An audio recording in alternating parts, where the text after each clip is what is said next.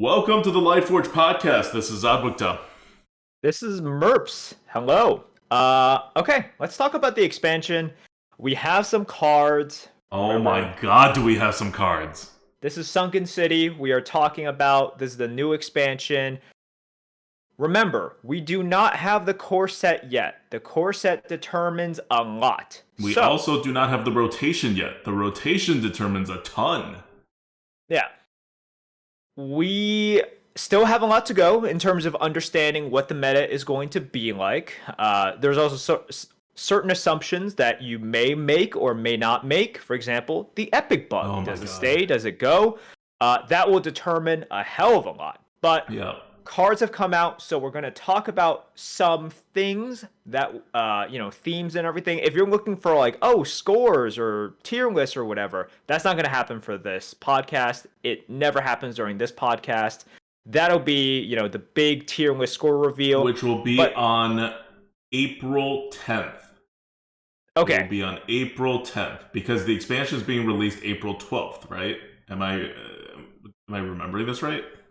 I don't remember. All So right, chat, help us out, Twitch chat. I think that is the release schedule because it's a week later than it normally is, and it normally would have been released April 5th. I think April 12th is the date they're going to release it, which means our actual whole tier list thing, and it's going to be that same file online that you guys had last time. You can click to any of our previous card preview streams, and it'll link to that, and we'll send it out again in Twitch chat and put it in the new one as well. But yeah, so the 10th is going to be the day that we do a live on Sunday. And that means the 11th, it will be when it'll be available online. all right, we've seen some cards this week. Let's talk about some of the really arena impactful ones. Yeah, You can pick the first one. Yeah, like I don't want to give it all away because we've seen a lot of these cards and there's more cards away. I kind of want to talk about this more, not like specific. I mean, we can't avoid specifically talking about specific cards because one, everyone's talking about them. Two, they're totally ridiculous. And three, that's just how you talk about cards. Hard to talk about cards without talking about cards. But I want to talk about it in as philosophical and game designy of a way as possible, rather than just, is this broken? Yes, it's broken. Or no, like whatever, right? So and I want to like not talk about every ridiculous card that comes out. So I want to focus on the neutrals that have come out because those are going to generate a lot of discussions and those are going to be big. So there's two sets of neutrals two basically two neutral cards / sets of cards that are coming that have been revealed between last week's episode and this week that we need to talk about because they're going to have a huge impact on the arena. One is the divers. The divers use a dormant mechanic, which you may remember, dormant 1 this time rather than dormant 2, and they are all common. The other card is a epic neutral. Oh, I forget the name. What was the name of that one? The one I just showed you, Yeah, school teacher. school teacher. There we go. And that one is an epic neutral, and that one you'll see afterwards. So let's focus on the diver first.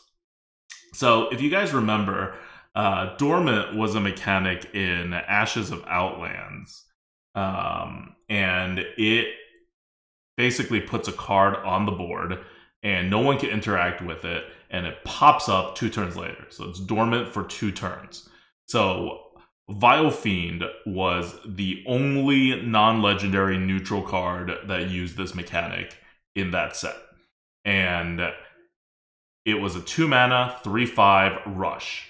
And it was super, super, super good. We were wrong about it. We thought it was just going to be like minorly good, not even like really good, and it was like super good. The win rates on Vile Fiend, and I disagree with the win rates on Vile Fiend to that extent, but the win rates on Vile Fiend would put it among the best neutral cards ever released in Arena. Like, not quite Twin Tyrant levels, but really, really, really freaking close, and it just dominated the meta whenever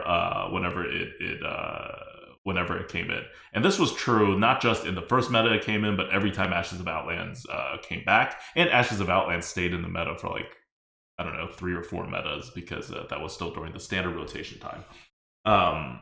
So that is dormant, and it is back now. We haven't seen it really since then, and I had actually made this comment, I think 1 or 2 Lightforges ago, about how I wanted to see dormant back, because dormant was a cool mechanic, and hopefully it won't be overpowered when it came back. Well, dormant is back, and I think it's safe to say that it is going to be quite good. I'm going to read out the 3 dormant cards that have been revealed that are neutral commons, and then we can talk about it. So the first one is Pelican Diver. 1 mana for 1 beast, dormant for 1 turn, rush. That means you play it, and on the next turn, you can use it to rush something for 4-1, as a 4-1 rush. The next diver is Slimescale Diver. 3 mana, 2/4 Murloc, dormant for 1 turn, rush, poisonous.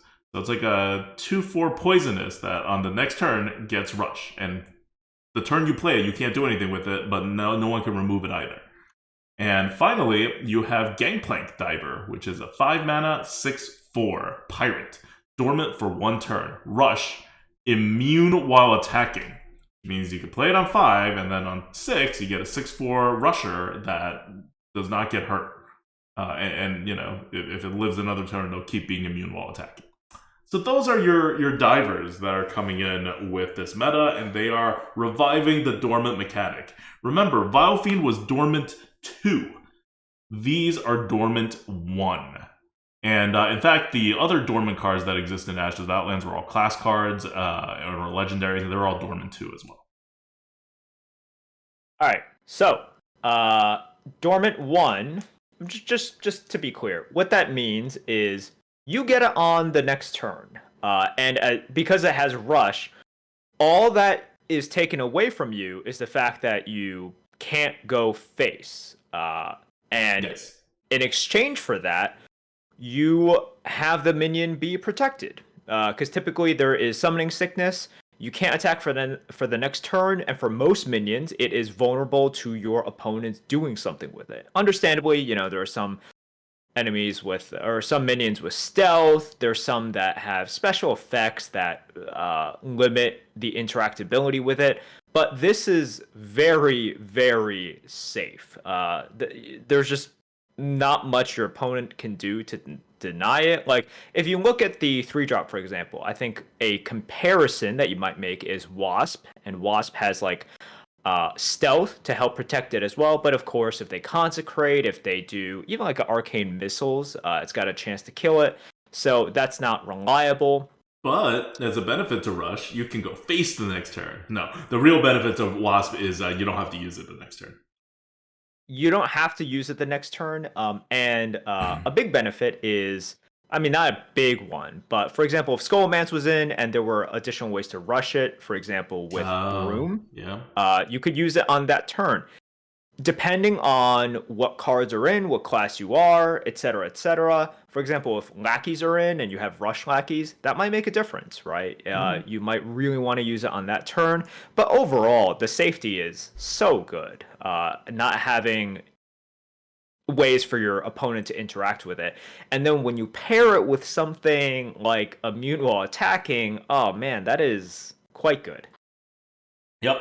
I think that is a really excellent way to look at it, is that it is basically like stealth for 1 turn.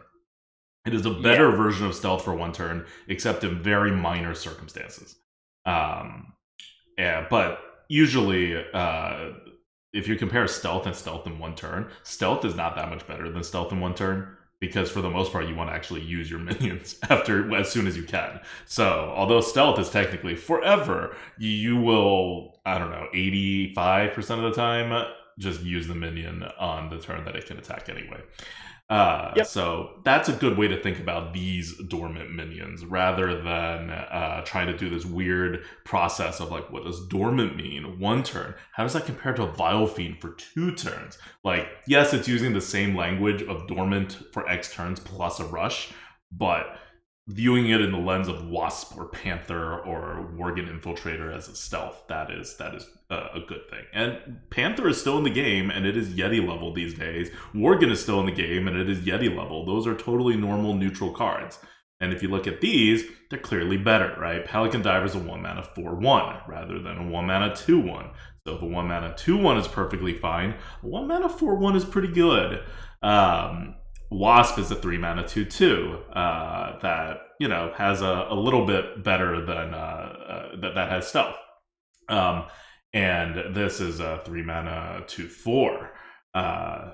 Again, this is a little bit worse than having permanent stealth, but not by enough that you would normally give it like an extra stat or anything. Like, however much this is not as good as permanent stealth, it's not worth as much as 1 stat point. And in many ways, it may be worse than having permanent stealth because, as Merp said, there's ways to get through stealth to remove stealth. Yeah.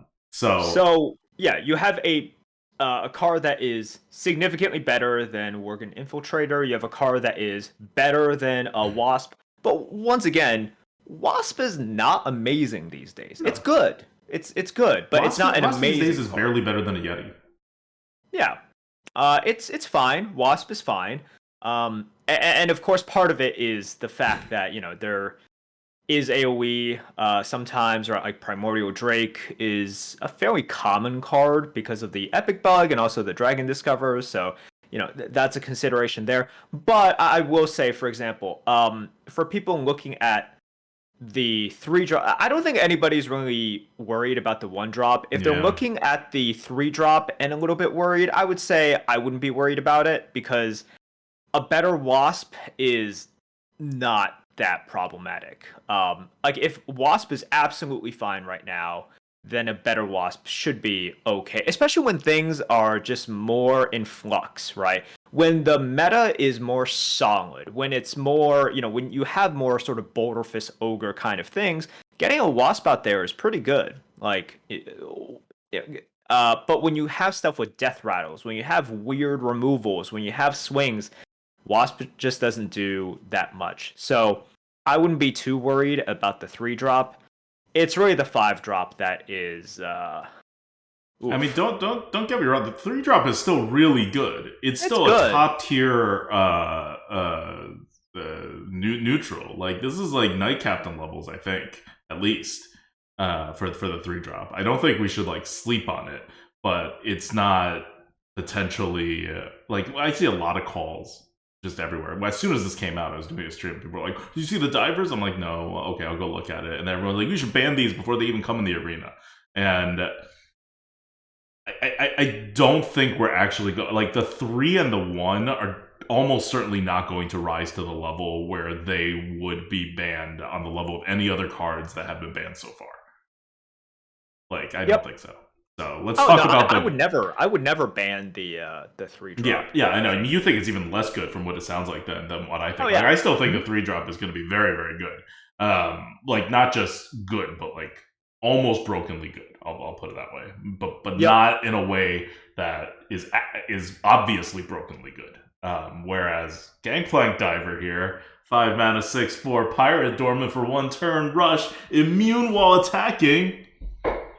Why does it have a tag? That just makes it easier to have synergies to discover it. Oh man, like giving something a tag because you can discover. There's always ways to discover something with a tag. Oh god, that's so annoying. It's common. You're gonna draft it quite a lot. So what we see with like Knight Captain right now, is like what we're going to see with the diver in terms of it is a common neutral, but holy. Yeah, this is going to be better than Knight Captain, definitely, for sure. Not even like I'm 100% confident this will be better than Knight Captain. Like without doing any, you guys know me. I normally like do a little bit of math. If I had an algorithm, I plug in the algorithm. I don't need any of that to tell you that this is better than Knight Captain. So the thing that really bugs me about this as well is it's a persistent effect. It's just, for example, with ramming mount, like ramming mount, exactly. Yeah, like one of the problems I have with ramming mount, I'm like, why does this ability persist turn after turn? Like, just give it that initial divine shield, right? Give it an initial divine shield. I'm okay with that. and then have it disappear. Just like play fair after that. But this is just like ramming mount in that it continues to play unfair. I don't know how much removal there will be. Nobody knows. If somebody tells you that they know, then they're working internally at Blizzard, or they're just BSing. I don't know. But if this card is not problematic, that means the meta is probably problematic. Like, this card is problematic. I don't care what the meta is. I don't care if there are removals everywhere. This card is still problematic. Basically, it's like, if this card isn't problematic, that means like something is really wrong with the game, right? Like you're complaining about the game in so many ways if this is not problematic. So what it really comes down to is this card, like, just think of the ways that you can play around it. And it's just don't play minions? No. Oh, yeah. Okay. I was like, what do you mean? I'm really curious what you're going to say, because I'm going to argue against anything you say.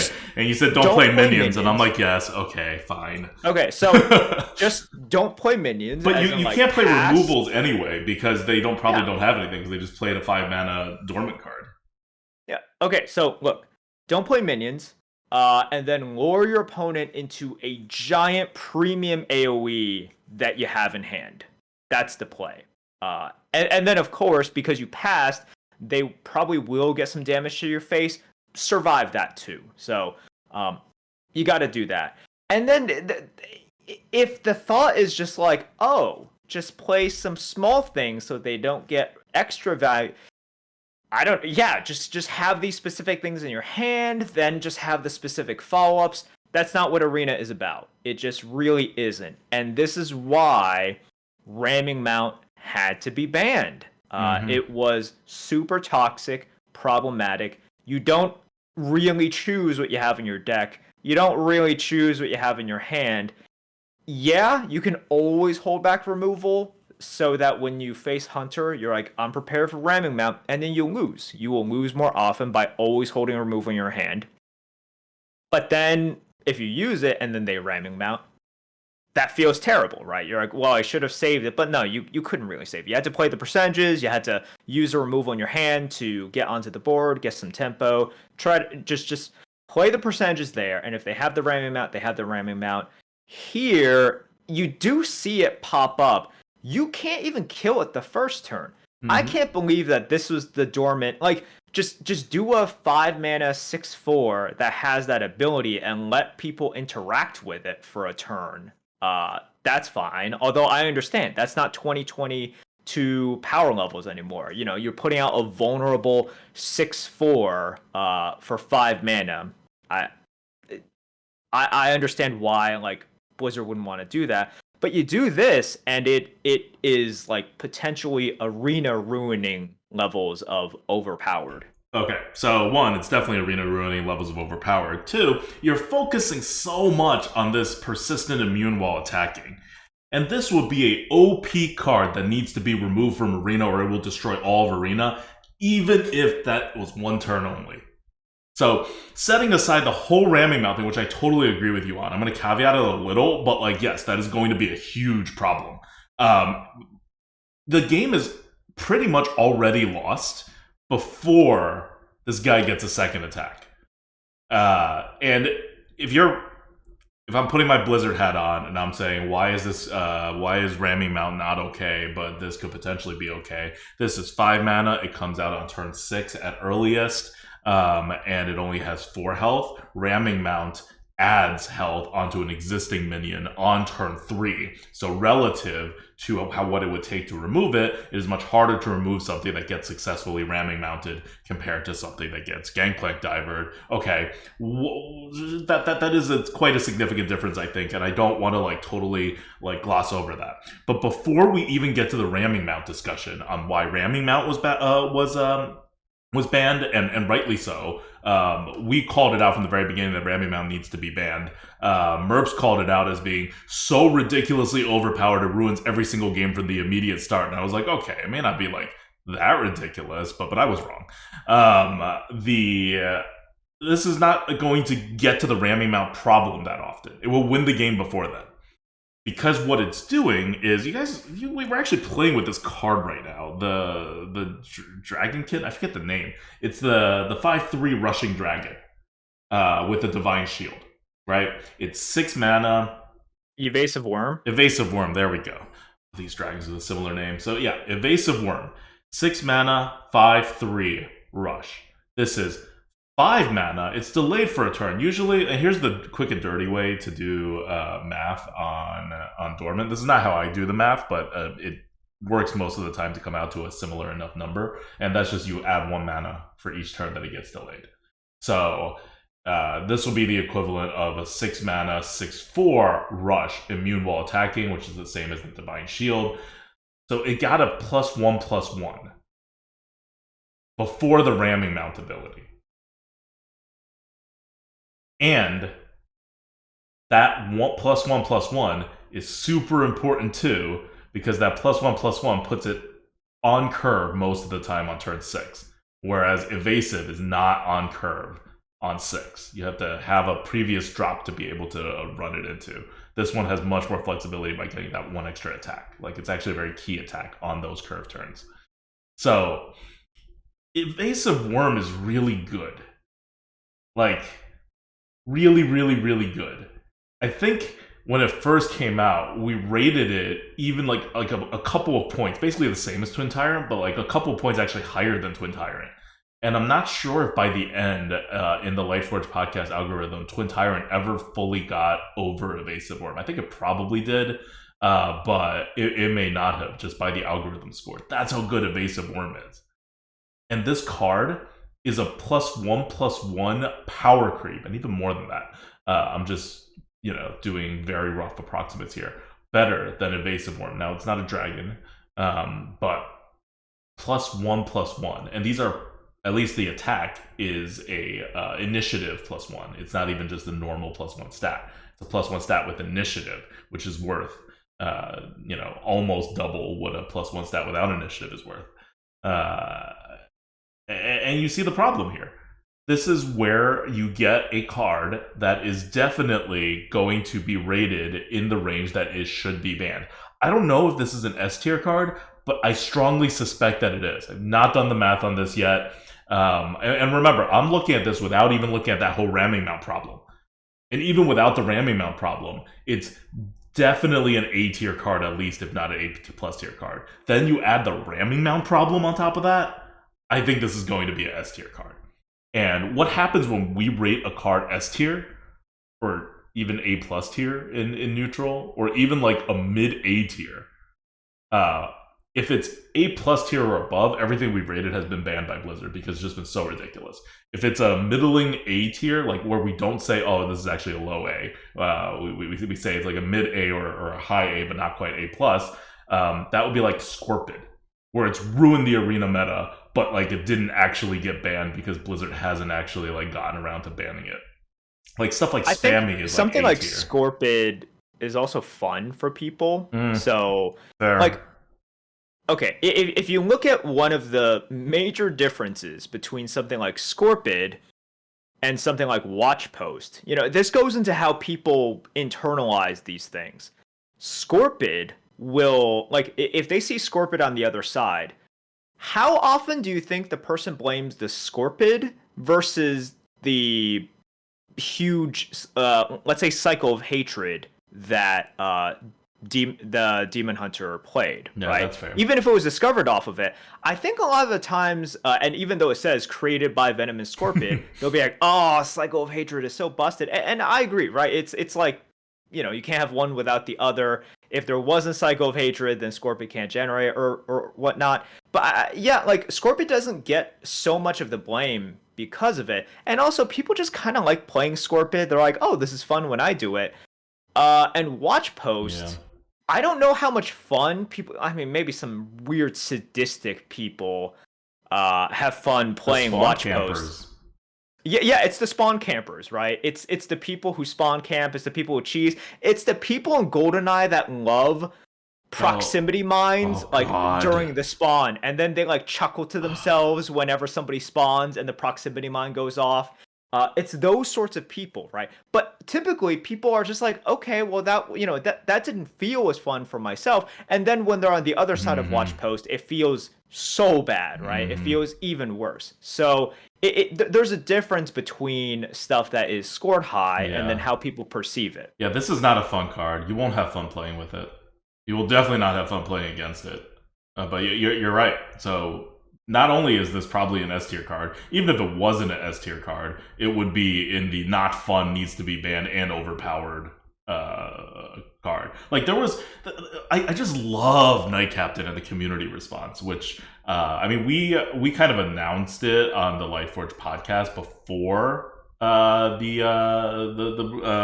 the expansion was released, but we didn't really join the discussion online on it one way or the other. And by the time that we like put out like our stance on whether it should be banned or not, now that we played with the card, which was no, it shouldn't be banned, the opinion had already kind of been formed, which is that for the most part, the majority, if not the super majority, of arena players, the top arena players, and of just people who are really into the arena and would go on the subreddit, are like, no, we can keep Night Captain.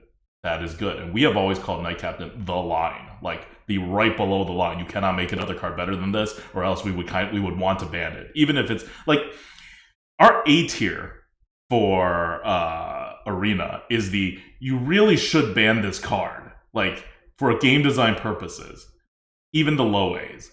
But by solid A, we're like, this is having very significant problems, and like, we're past the you should into the you need to. And by the time it gets to A plus, it's like, what are you doing?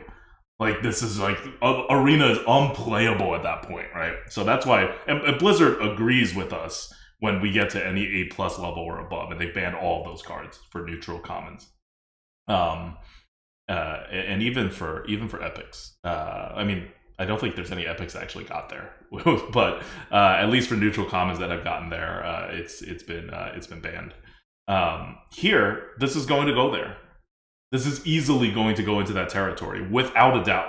So for the people who are calling pre-banning the divers, you should draw a very clear line between Gangplank Diver and the other divers. Because Slimescale Diver may be very terrible for you, and you know what? It could be an A-rated card. But if it is an A-rated card, it will be a low A-rated card. And I think it's probably a B-plus level card, and Murph may even think it's a B-level card. I don't know.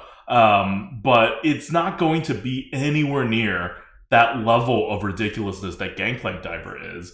And frankly, roughly the same effect as what we've seen in Wasp, right? Like, and it's a better Wasp that's not game ruining. Whereas Gangplank Diver, it follows a formula, one, of just a really beefed up card that is already top of the neutral line. Like Evasive Worm, even though it came out from a set more than 2 years ago, it still holds up super well as a top tier neutral. Like, it hasn't changed. And we're going to power creep that by +1/+1, more than +1/+1, because it has initiative. That's crazy. And then we're going to add ramming mount on top of that? Like, that's absurdly insane. Like, Gangplank Diver's level and these other levels are not the same. So please do not draw equivalents among these divers for arena purposes. I think you weaken your own position of needing to ban stuff. Because one thing that Blizzard keeps saying is we don't want to ban a whole ton of cards, and we don't want to ban cards that people find fun. Well, this is a card that no one will find fun and is way more powerful than the other divers. Let's not lump the other divers in with it. In fact, I really don't mind Pelican Diver. I think it actually is a very well-designed card, honestly. But Pelican Diver is not even like great. It's just like good. Yeah.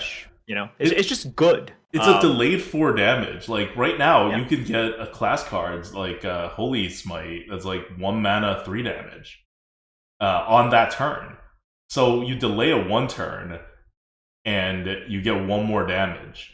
That's not like powerful at all. You're just giving a neutral, weirdly delayed kind of like Holy Smite. Like, is Holy Smite a really good card? Yes, it's a really good card. But is it like a card that needs to be banned or even super complained about?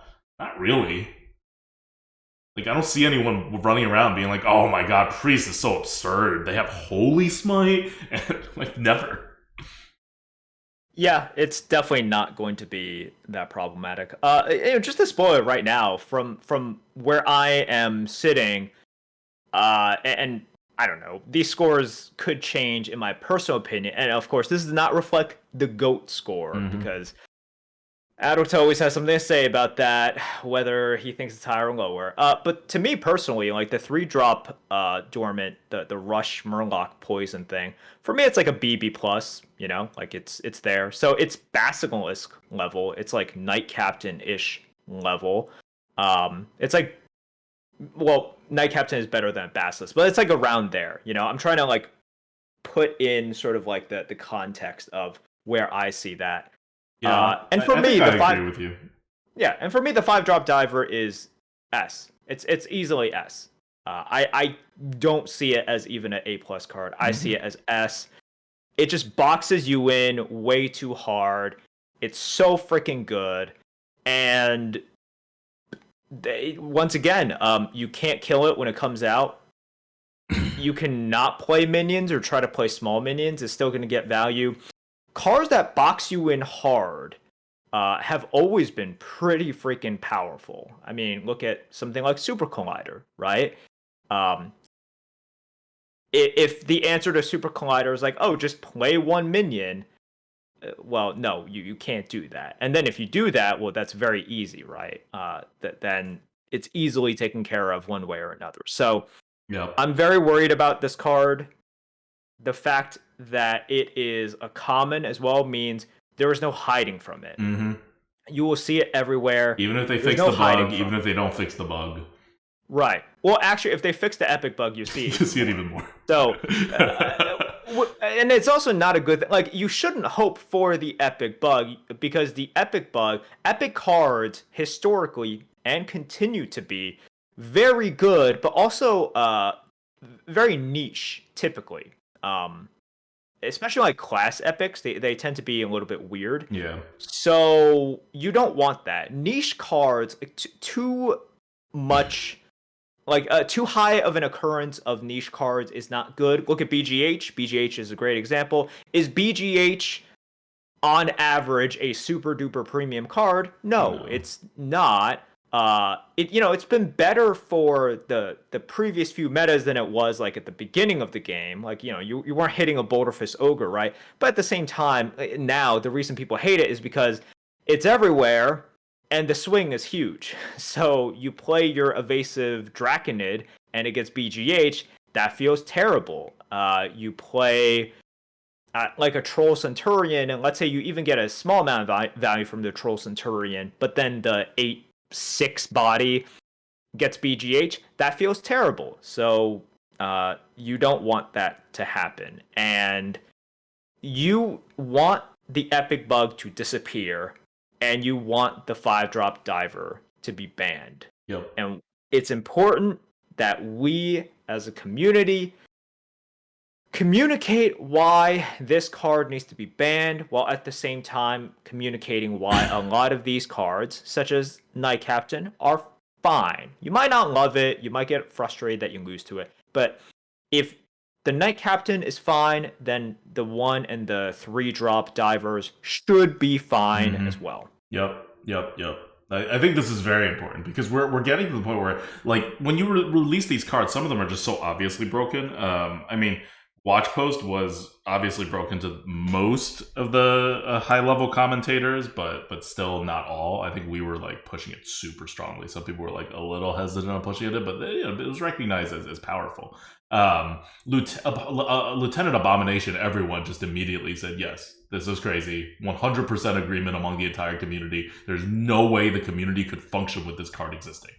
And it got banned, even though it was an epic card. It was an S tier epic card, and it got banned. And I love that decision because that means that they are extending it to epics, and they had not banned an epic card before this. It was just commons and rares.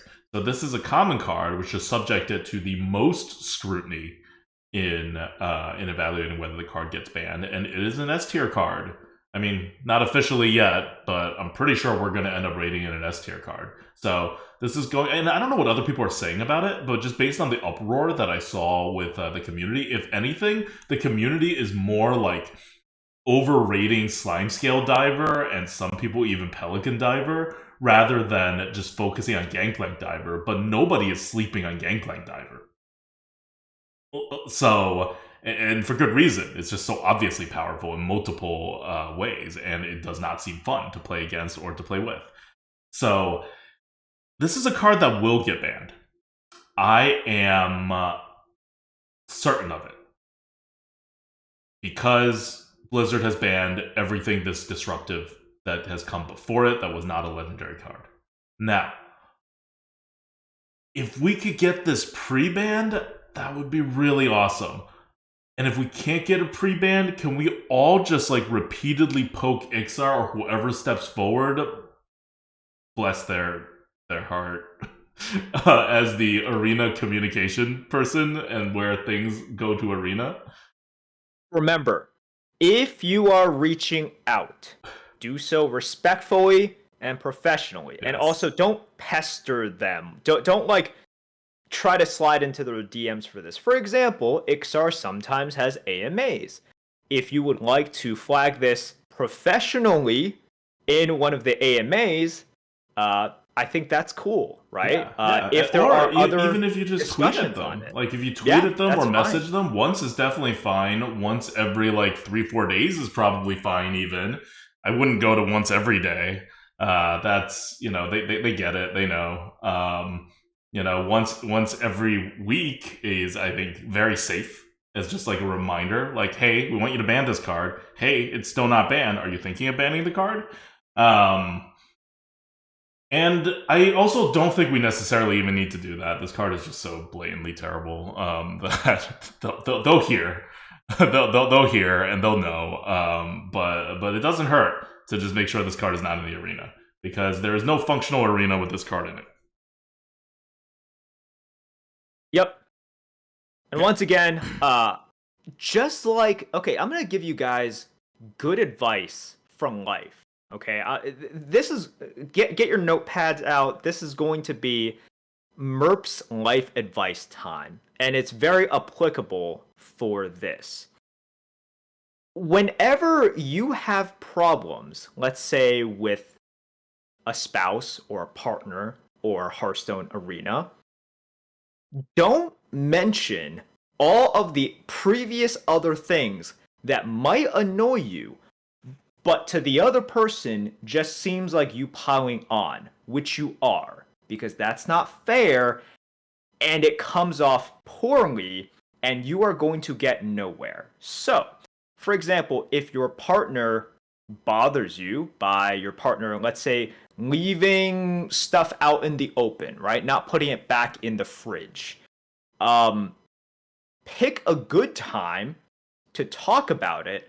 Perhaps offer up some suggestions. It's like, hey, I understand. Maybe you're just really busy, right? But here are some ways that we can, maybe help you remember this next time. Or maybe we can set up a system to like prevent this from happening.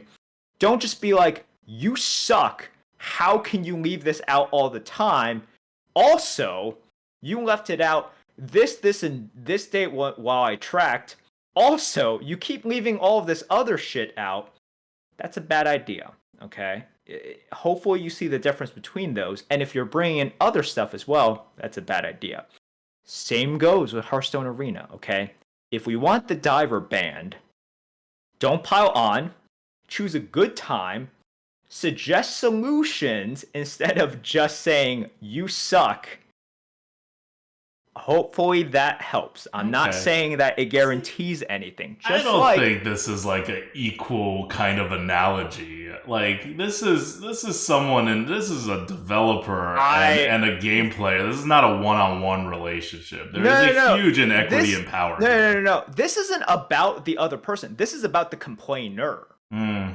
See, I'm agreeing that you shouldn't bring up the other stuff because none of that is relevant to No, no, banning no. this card. So this isn't about whether the partner and it isn't about like Ixar or Korra or like Boar or whatever. This talk is for the complainer. And if you, this is very telling. See, Adulta immediately thought that, this was about the person making the mistake. It's not about the. I think this is very telling. I think we might have to dig into this more with you and Brand New. If your immediate thought was this lecture is about the person leaving out the item rather than the person who is about to give the lecture. No, I didn't think that. But I'm saying about your the response. person. No, I think you're misinterpreting my response, and that's what you're getting out of it. But from the perspective of the person giving out, I'm saying that when you're talking about this, it's a conversation, right? It's a conversation between two parties. You're identifying two parties in what should be an equal relationship. That's just a bad analogy to the complainer with Ixar or any game developer of Hearthstone.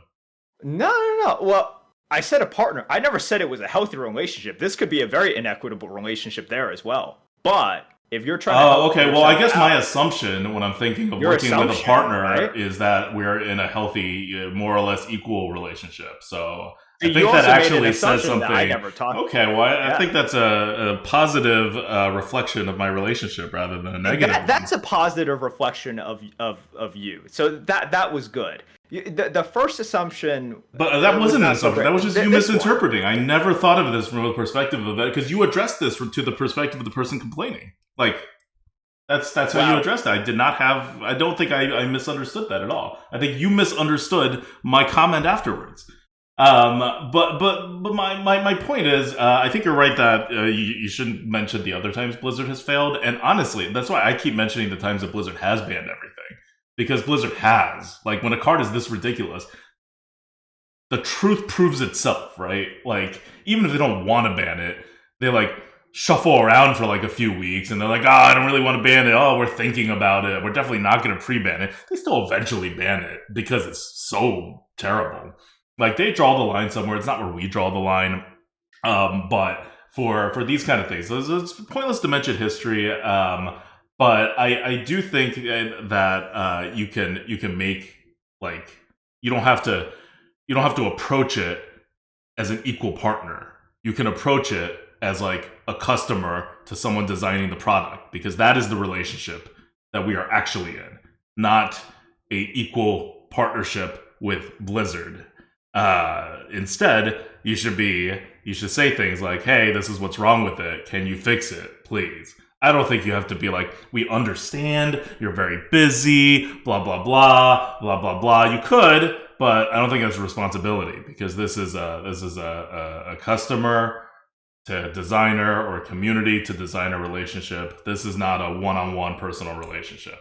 So I disagree with that second part of it. And I don't think I'm not saying, like, don't say that if it's not true, like, like, if it's actually happening in that relationship. Well, you're speculating, like, right? Because the things you're saying is like, maybe you're busy, maybe you're speculating. You don't know. I don't even think you need to speculate.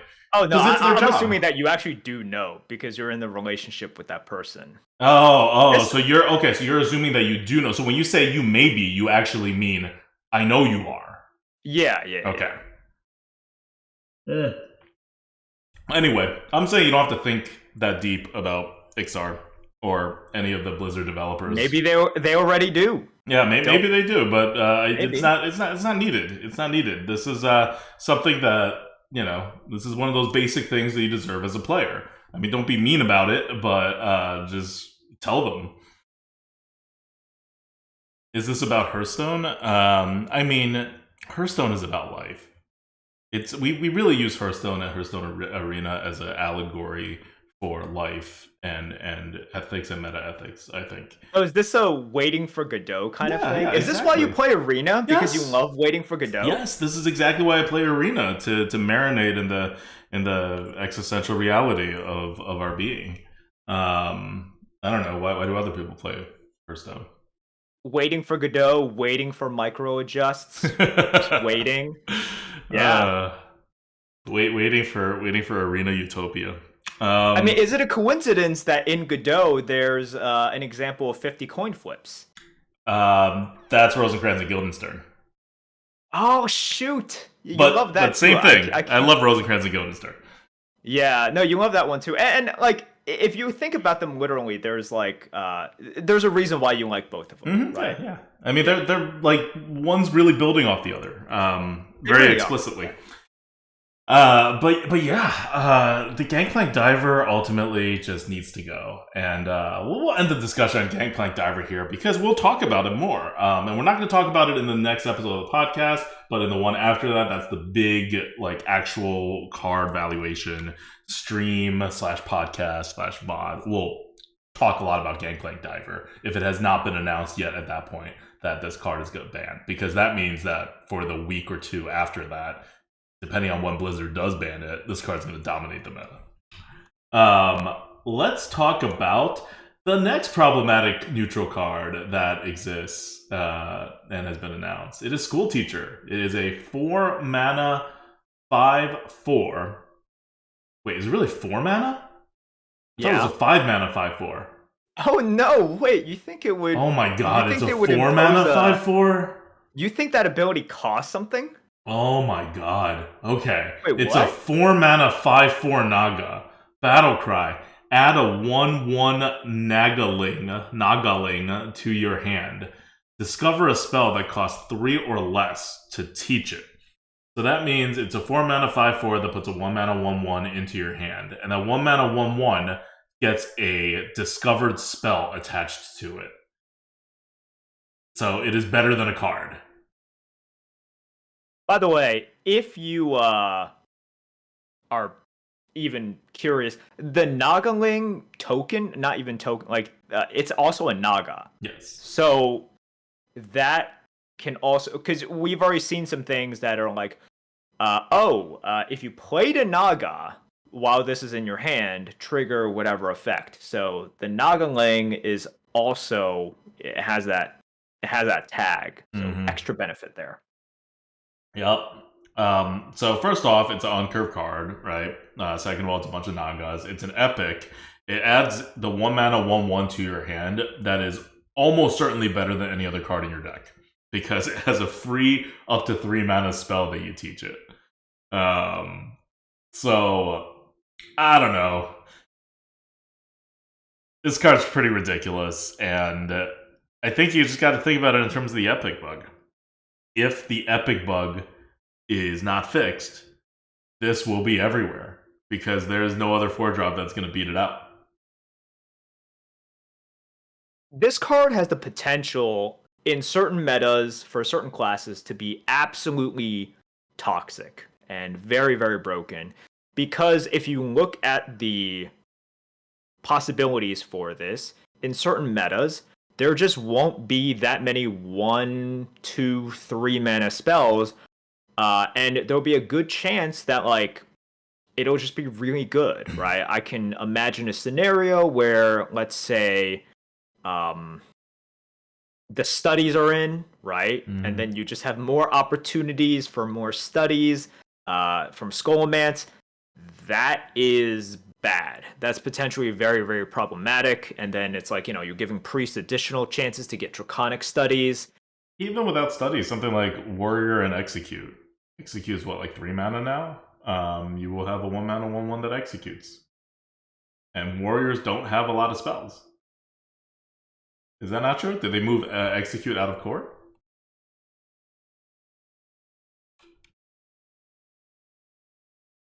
I don't want to be wrong about this one. Oh no, Execute's still 2 mana, but it's in court. Yeah, I sorry. Yeah, Execute is 2 mana. It used to be 1 mana. I was like, well, yeah, where are you getting this from? Yeah. I knew it increased by 1 mana. I thought it was 2 mana, increased to 3. It's 1 mana, it increased to 2. So you can get an Execute out of it, right? Like, and then you have a 1 mana 1/1 that executes a target whenever you want. Like, it not applying immediately is not necessarily a downside because you're going to get it out anytime you want, including the current turn. Remember, the battle cry is a battle cry; it's not a death rattle.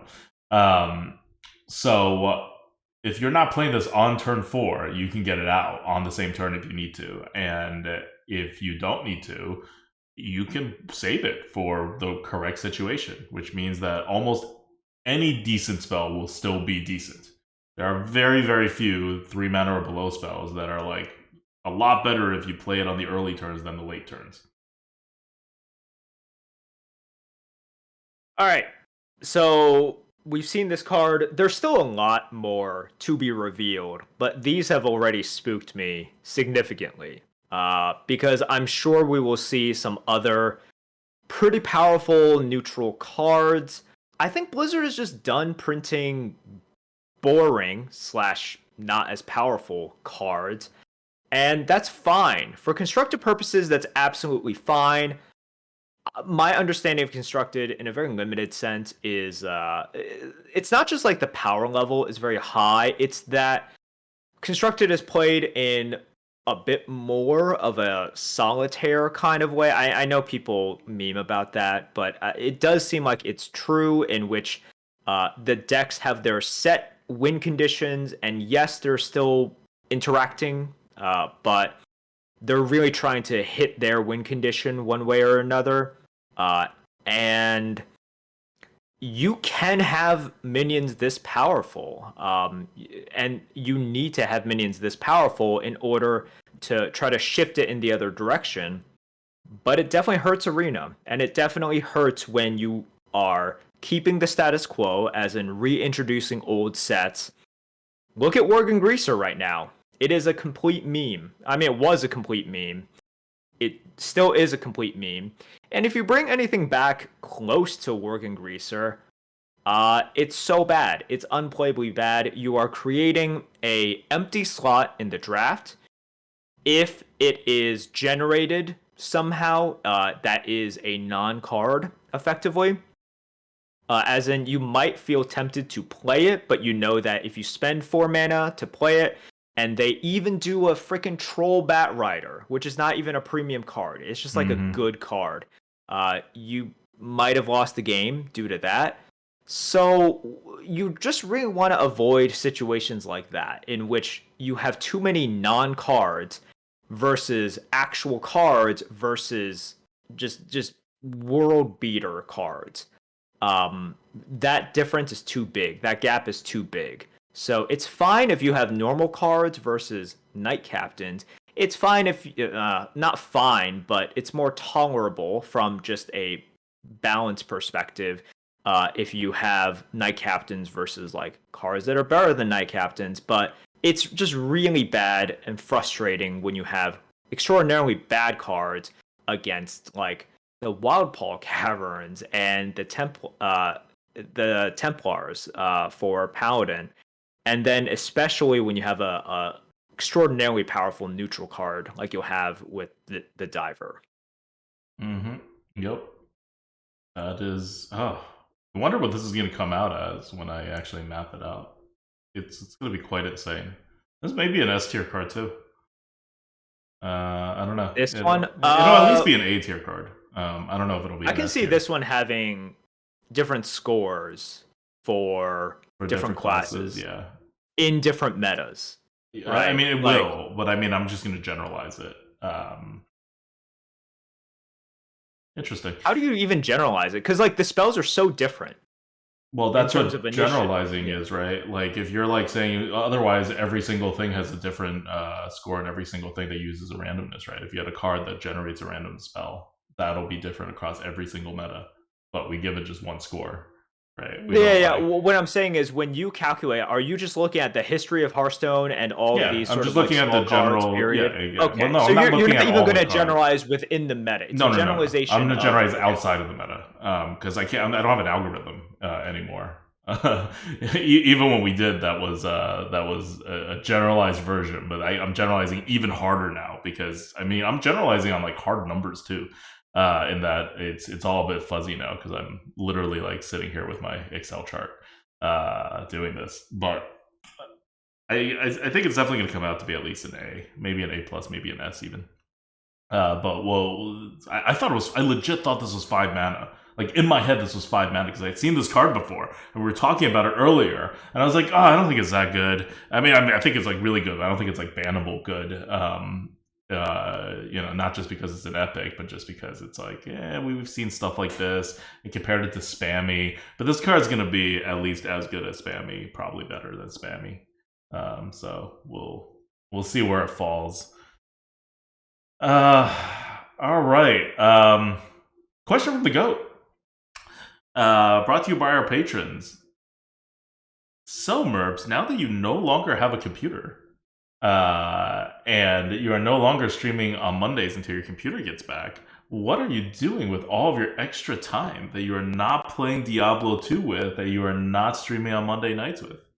So first of all, I haven't played Diablo 2 in like 2-3 months now. Oh, shit. Well, ever since they announced ladder, I just couldn't get myself to play non-ladder. And in my head, stupidly, I was like, oh, ladder's coming out soon. I want to be well rested and not burn out on God, what? They said Q1, and you're like, maybe end of February. I'm like, I think that means like March 31st, the earliest. And it turns out it's actually end of April. That's like their... Like, it won't be sooner than that. Mm-hmm. And if there are further delays, it'll be beyond... Well, end of April is like the earliest it's going to be. Oh, really? They said... They didn't say it was end of... They didn't say it was like April 28th. They said that it was earliest April 28th? That is the date that they have in mind right now. Oh, but they could delay it more. They want to put out the patch and make sure there's no issues with it, which I understand. Like that, That's fine. They want to put it, but you're putting out the patch already a lot later than I think most people would have wanted. So now that you say that, I'm pretty sure it's going to be delayed another week at least. I have no idea, but I'm playing Overwatch on my old computer, lowest possible settings for everything. Which is actually the competitive way to play. That's the competitive way. So, that's absolutely fine. And I'm able to get like 200 FPS perfect on it. So that's fine. But I mean, Overwatch is like a super old game. And then wait, are you using your 4K monitor? Oh, but you're playing on low resolutions. Wait, you can't get 200 FPS? The monitor caps it at like 144 or something. No, I'm getting it. Like, I uncapped it and I let it go, and I have it showing up. No, but your monitor's only capable of... I think it's okay, so it's calculating... It's calculating to over 200, but you're only going to be shown 144, because that's what the hardware is. I wanted to see, like, okay, what is this computer capable of right now? And I was, like, pretty impressed. Yeah. Overwatch actually is not a resource-heavy game if you turn off all the, like, shadows and all the fancy graphic stuff.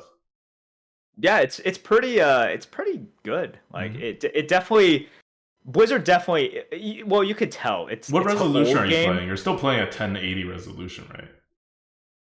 Oh no, I'm playing at like the 3000 or whatever. Oh, you're playing at 4K?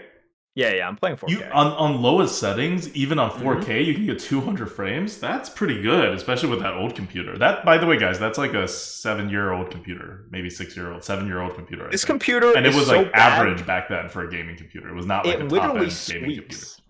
Like it sounds like there's a squeaky wheel going on in there. I've looked inside. I think it might be the fan. I can't exactly tell, but like something is literally squeaking in there. And I need my new computer, my new broken, overheated computer to come back soon, because this thing it was on its last legs, and then it found another last leg, and it found another last leg. I think this is actually the last leg. Yeah. I mean, have you tried playing Diablo 2, like even on lowest settings? Yeah, I remember I tried it because they had the beta, right? Uh-huh. And then so this was back. It's okay. Like, it's okay-ish. Okay. I won't have a lot of fun doing it. Okay. But if I do play it, and if we're playing hardcore, I'm probably gonna play lowest possible settings for everything. Yeah. It's gonna look really janky. It's gonna look like probably the so Diablo 2 Resurrected is also on Switch. And people are complaining. They're like, wow, this looks so bad because it's run on the Switch, and the Switch's hardware is pretty bad. It'll probably look like that. Yeah. All right. Well, so that's what Merps is doing, and the beta for Overwatch 2 is supposed to come out end of April too, and I'm taking that week off, kind of in a vaguely unrelated manner. just to have a staycation. I need to kind of refresh myself. And so during that week, we will, if any of this actually happens, right? Like if we get into the Overwatch 2 beta, or if Diablo's like ladder actually comes out, we may be, we'll definitely be playing if any of that happens, but we may also be streaming some of that depending. I'll at least, if I have Overwatch 2 beta, I'll at least stream it just to test the hardware out, and see what our new computers can handle. But it'll be fun towards the end of the month. And until then, we get to look forward to this Hearthstone release, and the Hearthstone release is actually going to happen. All the timing is going to be great. It's going to be an exciting April, and we still don't know what the core set is. Or like 50 cards, I think, still need to be revealed. So there's a lot to look forward to in terms of stuff that's going to happen in the near future, which is great because there wasn't really a lot of that for a while before that. So it's good that we're getting back on the Blizzard doing stuff, or releasing stuff, not doing stuff. I'm sure they're doing stuff all the time, but Blizzard releasing stuff that we're interested in. So, all right. It's a question from the GOAT, brought to you by our Patreons, patreon.com/grinninggoat. Thank you guys so much for your support, and until next week, this is Adwikta. This is Merp. See you guys.